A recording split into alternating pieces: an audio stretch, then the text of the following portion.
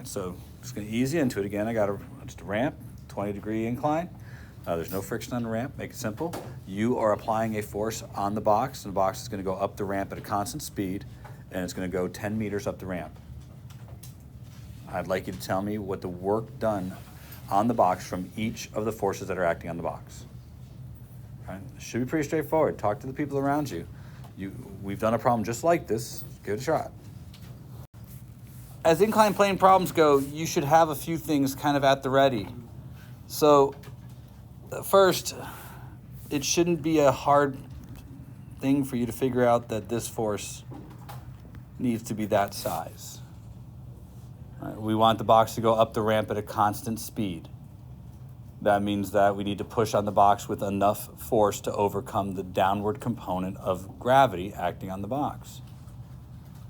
So that should be the easy one, or at least one that you can easily do.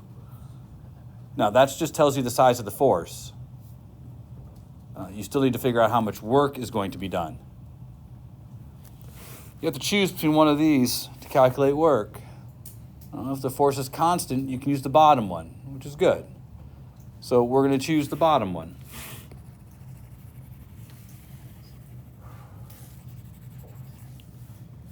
So we'll start by talking about the work done by that pushing force. The size of that force, mg sine theta, how does that come out to be? 34.2? Yep. That's newtons. Delta x is how far the box travels, the displacement of the box, which we are clearly told is 10 meters. Cosine of theta here is the angle between the pushing force and the displacement, which is 0 degrees.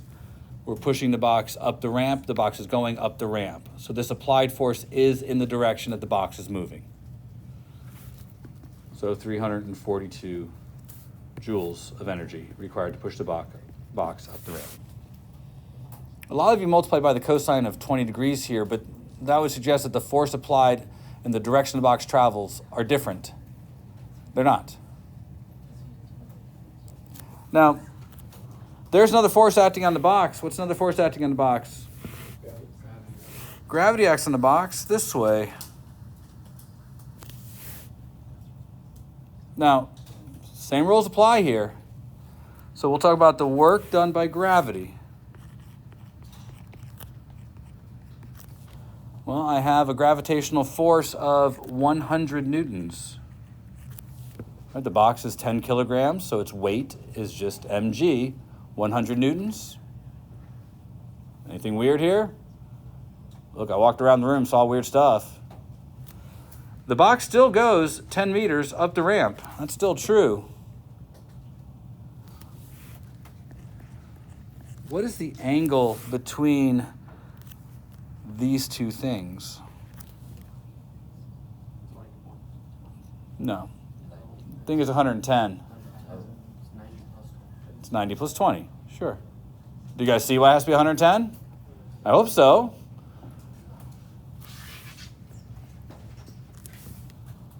Now, this is going to give you a negative answer, but I don't think that's a problem.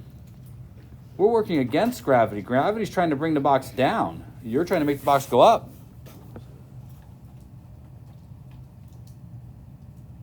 In fact, this sum is 0. That's not an accident. It's 0 because the speed of the box never changes. There was no net work done. If there had been net work done, then the box's kinetic energy would have changed. There's still another force here, though. What's the last force?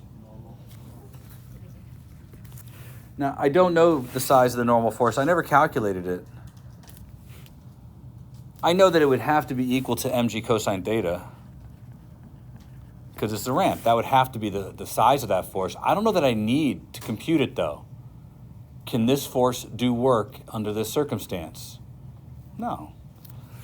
So whatever the normal force is, even though the box moves 10 meters, it's perpendicular to the direction the box travels. That's a cosine of 90 degrees. That sets that amount of work equal to 0. And again, I'll remind you, the net work had to be 0 because of this, the box traveling at a constant speed up the ramp.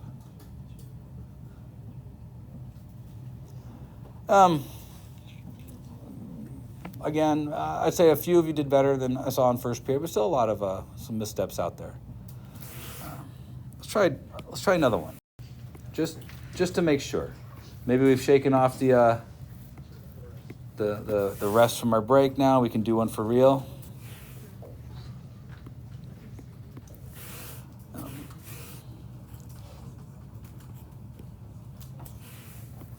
A tension force of 100 newtons acts on an 8.5 kilogram box.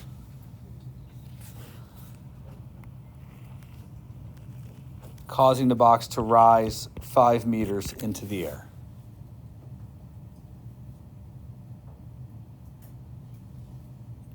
Can you compute the work done by each force on the box? And could you tell me how fast the box is going if it started from rest?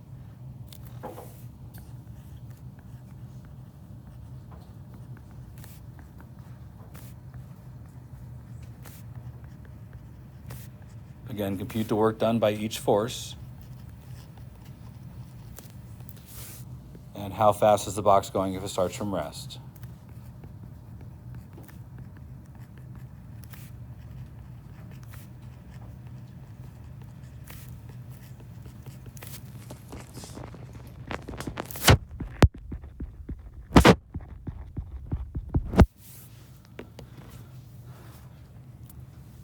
Hopefully with the first example, this one should be a breeze.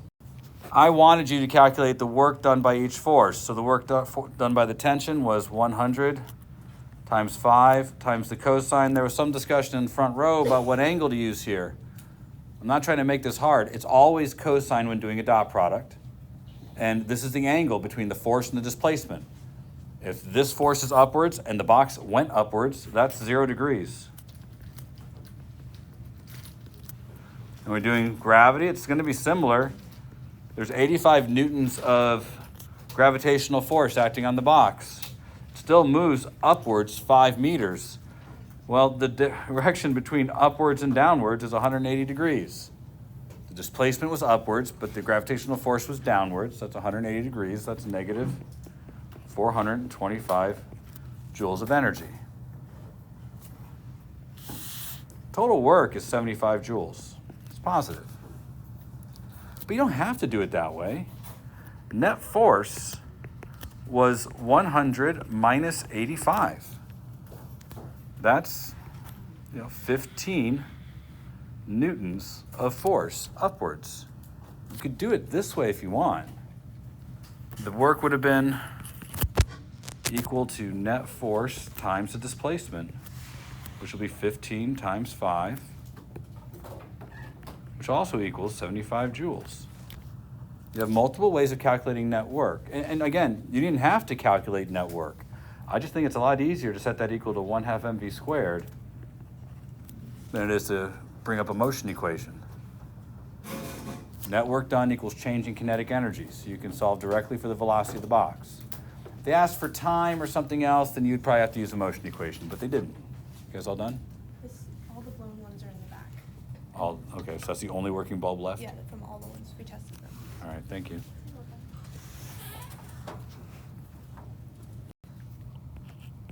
Those of you who are here, and I want to kind of reiterate it. Hooke's law. Just put that anywhere.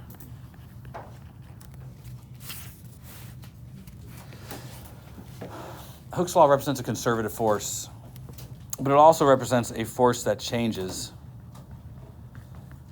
The more you press on the spring, the more force you have to apply to press on the spring. So if you have a spring right here,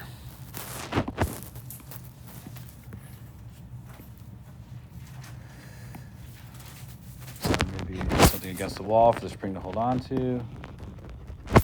I just have a spring sitting right here, spring constant K, some block mass M, and you decide to compress the spring by, I don't know, pushing the box against the spring.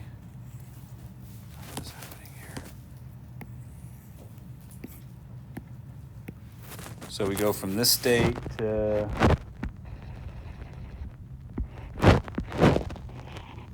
this state.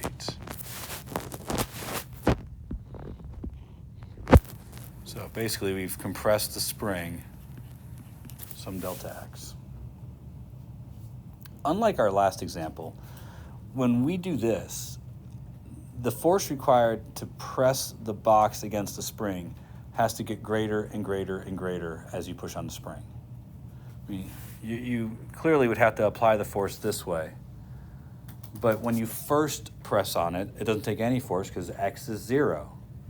But as you increase the displacement of the spring, you also increase how much force you have to apply to the spring. If I wanted to calculate work in compressing a spring, I would not be able to do that using this function. This function only works if the force applied is constant while you're compressing the spring. So if I wanted to calculate the work, I would have to use the integral. Now, this is going to be tough for some of us for a lot of reasons. Probably one of them is because most of you don't have calculus. But this is something that we're going to have to be able to do. Now, I will say this. If you're unable to follow along with this next few minutes, that's okay. We have an entire second semester to kind of work on calculus stuff. There will be a result at the end of this that you must be able to understand and use. But the result doesn't require that you understand how we got there. Does that make sense? But most of our calculus work will be done second semester to make sure that we're good at the calculus part. This part, I'm just going to walk with the calculus kids, all right? So if you're in calculus, you should be able to do this with me. And I've taught you what you need to do first part of the year for those of you who have had calculus. But let's work with this for just a minute. If I want to calculate the work done in compressing a spring, then I have to realize that I am pushing or using Hooke's law. Remember what that negative sign means and be cognizant of its appearance. The negative sign is there to tell us specifically that the force from the spring is in the opposite direction of the displacement. So there's two different work being done here. There's the work that I do pushing on the box. The box just doesn't get pushed against the spring unless I push the box into the spring. There's also work done by the spring on the box. So there will be two different amounts of work here. Does everybody understand what I'm trying to say? So I'm going to look at the work done by me on the spring. That's going to be kx, because this is how hard I have to press, dot dx times the cosine of 0 degrees. I'm substituting in for the force with the value of Hooke's law. I'm not putting the negative sign there because the negative sign is about the direction of the force from the spring. I am putting in cosine 0 degrees because I'm saying, and I hope you guys follow along, that if I want the box to move to the right, I have to push on the box to the right against the spring. Everybody understand why all those choices were made? Now, for those of you not in calculus, I want you to pay a little bit of attention here. The cosine 0 is still 1. I can kind of ignore it. So I'm going to focus on the other part of that. The integral symbol is kind of like a bracket in this circumstance, and the dx is like the closing bracket. What it's telling you to do is to take the antiderivative of whatever is between the integral sign and the dx. That's what it's telling you to do. That's what this symbology means. So you can treat it almost like a set of parentheses, where this is the opening parenthesis and this is the closing parenthesis. There's more to it than that, though, because there's places for me to write here and here. And what I'm supposed to write in those spots are things like, what was my starting value for x, and what is my ending value for x. That's what's supposed to go here and here. You see, the reason we don't use parentheses and we use this symbology is to tell us which variable is the important variable, the variable that we are integrating over. It's telling us which one is the one that's changing and which one is the constant. So it's telling us that the value of k is a constant and can be ignored or treated like a number, but that the x is the important variable. That's the one that we're committing the antiderivative to. So we're going to take the antiderivative.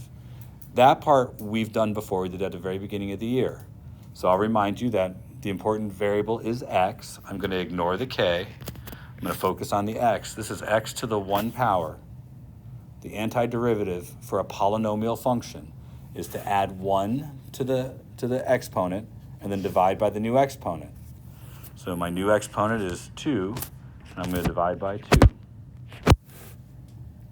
Now I'm supposed to evaluate this integral from my starting position, which was at rest, to however far I am compressing the spring. I'm still going to use x to describe how far I compress the spring.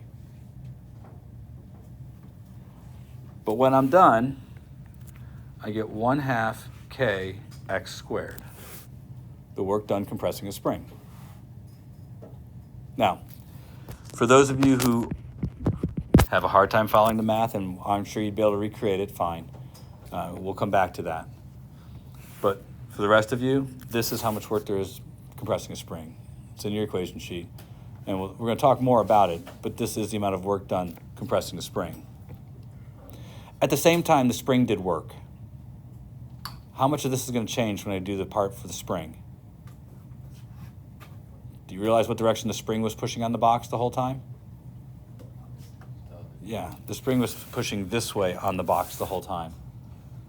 Can we all agree then that the only thing that's going to change is that instead of it being cosine 0, it's going to be cosine 180? So this is the work done by me.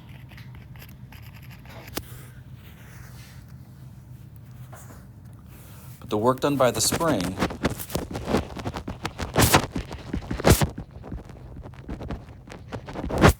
will be similar but negative.